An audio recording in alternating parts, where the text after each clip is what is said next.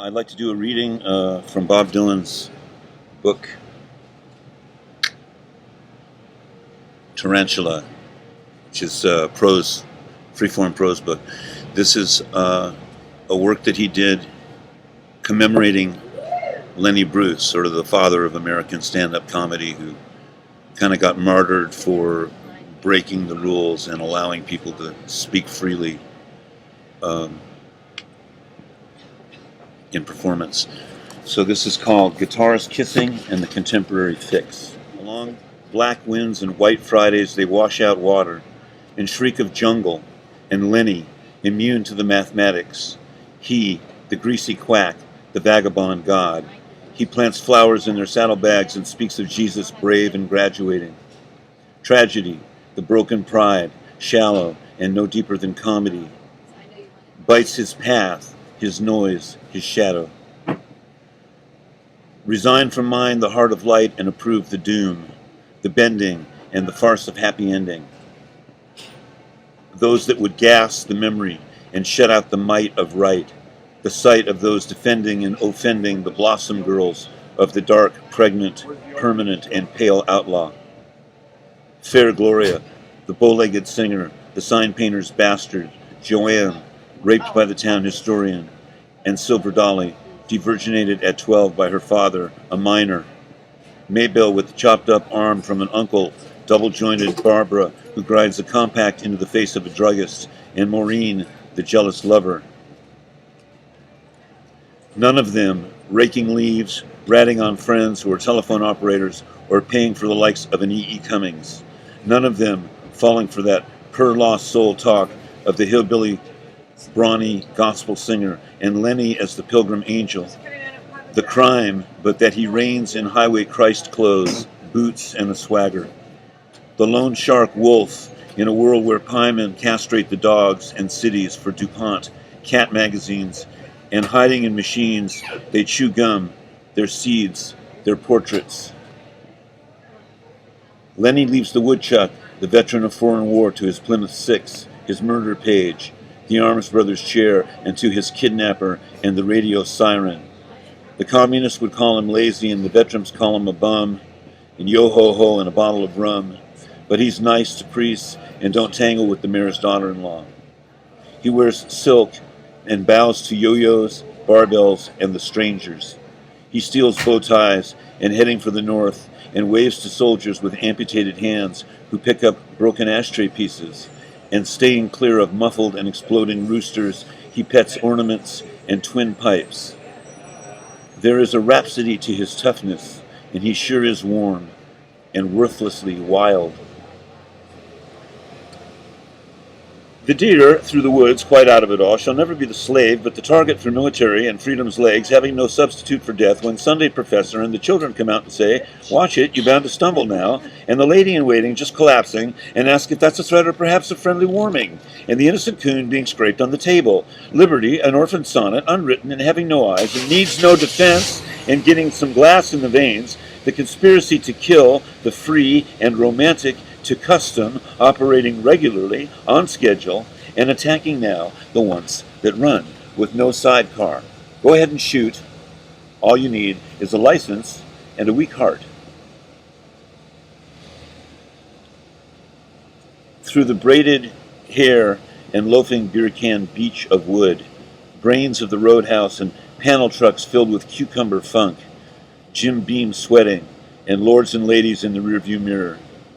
Humanity in a gangbang mood, and yodeling swimmers, the Kinks from Striketown, and Itty Bitty Pretty One lapping up the crankcase rotgut, and Lenny laughing in a fake sombrero, and the jugglers trying to smother the queers, and the girls from Big City and Panoramic Way. You found Lenny, the dog catcher killer and motorcycle saint. You either love him or you hate him, attracting the filthy mamas, Tom the wretched, Mike the bull, and Hazel the pornographic backslap.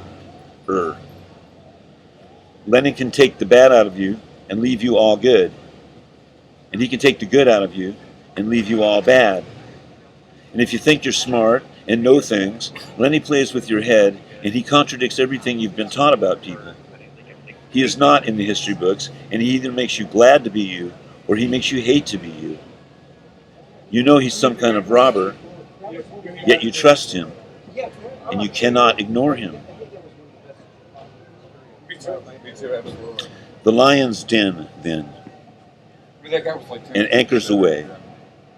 And you remember the table, the hopped-up table of worldly wiggies, and the unpatriotics, and the slut Madonna with her squatters' rights, and everybody sexy and picking on the car thieves, and some bumbling sacred crowd telling how he marched right in and trimmed this chicken just like that, but when Peter Pan of the Throttle Bums gets up to go someplace, it's growling and wandering and sentimental because you know he never does. While Gloria talks of fish in her fingers with her hair dyed pink and speaking of tomorrow, calling it Sunday, and the engine slams and really slams into first gear, and it sounds like John Lee Hooker coming, and oh lordy louder, like a train. The punch-drunk sailor with a scar below his nose suddenly slaps and kicks little Sally and makes her let go of the bottoms of his dungarees, and you know, he knows something's happening, and it ain't the ordinary kind of sound that you can see so clearly. And crash! And a technicolor passion of berserk and Napoleonic and suicide, and Lenny vanishes in the daytime, and a bridge girder all lonesome and gone, and the trumpets play what they've always been taught to play in time of emergency. Babylon's Sweetheart, and the red-blooded boy oozing all over, and shock, the defunct rockabilly in a blindfold dissolve into motherland for touching and kneeling to instinct gypsies and into the northernmost forest he can find. A roaring free-for-all is witnessed later between as follows. Rabbit Seller, who because he lives in a room where the rain continues to fall through the chimney, always has a chronic cough and is constantly in an Al Capone-type mood. Call him White Man. The ex-faggot GI who now transports dummies from Macy's to Yankee Stadium and whose ears always bleed in heavy weather. Call him Black Man. The hat-check girl with a glass eye whose father taught her how to walk exactly like P.T. Barnum, and now she discovers it means nothing. Call her Audience. The candlestick maker with a mouthful of plastic and his pockets full of used matches, call him Reward. The bathing beauty who wears a turban full of meatballs, call her Success. The tug-of-war rope and holy bell, Boom. And the pump house guardian stepping out of his cuckoo and saying, words are objects, sight is ego. Did any of you freaks ever know a Lenny? I can remember his last name. And then some vigilante, he says, get back in your clock. You ever heard of Lions 1, Christians nothing? And after sending Hitler out to murder the poor guardian, he jumps back into the Christians and clocks and all types of mink, milk, and vitamin C, grannies in tight pants, and bare-chested undertakers, goosing preachers wearing egg cartons, and UN generals in bathrobes and their feet stuck in bongo drums, and 3 million jealous teachers in used Roy Acuff strings, all flunking little de Gaulles, and prison choruses bursting and singing Hallelujah.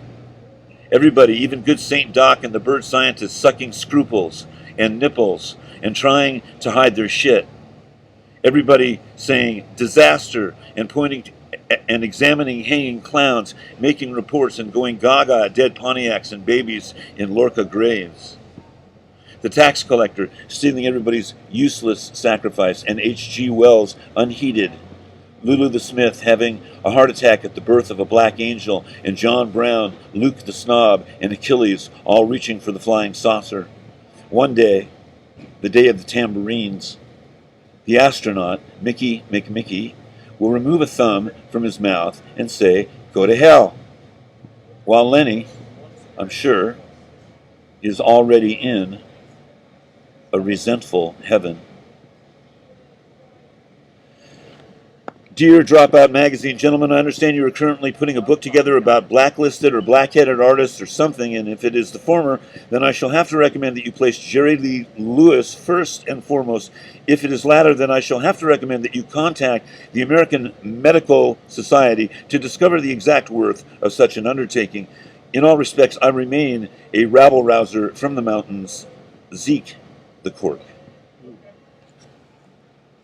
rebel rise.